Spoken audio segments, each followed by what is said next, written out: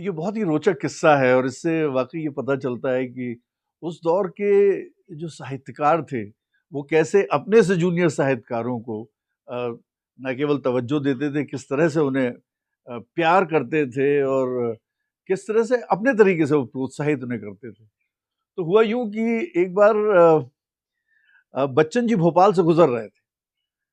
तो बच्चन जी ने यहाँ पर एक बहुत बड़े साहित्यकार थे नर्मदा प्रसाद त्रिपाठी जी।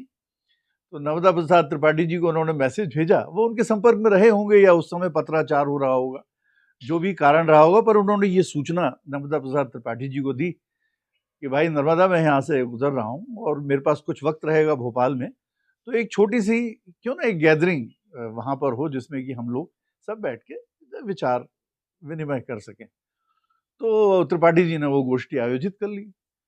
अब उस गोष्ठी में जब बच्चन जी पहुंचे और वहाँ उन्होंने देखा कि सब हैं, उन्होंने देखा, यार ये, बोले कि दुष्यंत कहाँ है?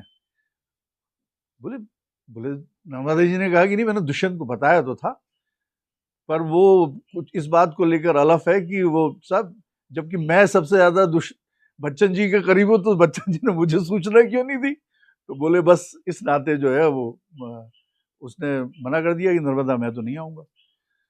अब वो कार्यक्रम खत्म हुआ। रात में जो है बच्चन जी की ट्रेन थी। चूंकि रात हो चुकी थी और हम लोग छोटे से सरकारी मकान में रहते थे, तो रात होती है तो वहाँ पर अमूमन ड्राइंग रूम है, वही बेडरूम बन जाता है। वहीं पर बिस्तर विस्तर लगा के मैं और मेरी बड़ी बहन, हम लोग जो हैं तकरीबन उस समय सोने के उसमें आ चुके थे। और पापा अपना बैठे अपने दूसरे रूम में, वो ड्राइंग रूम में कुछ लिख पढ़ रहे थे यूं करके। अचानक रात में घंटी बजी।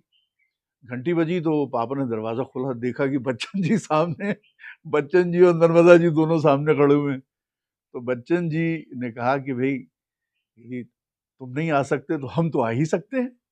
और वो फिर तो घर में एकदम हलचल मच गई। हमारे, हमने बिस्तर विस्तर लपेटे और उसे बिस्तर लपेट के हमने एकदम रख के बच्चन जी के पैर वैर छुए। और फिर खैर बच्चन जी और उनकी फिर लंबी चौड़ी साहित्यिक चर्चाएं हुई, अलग बात है।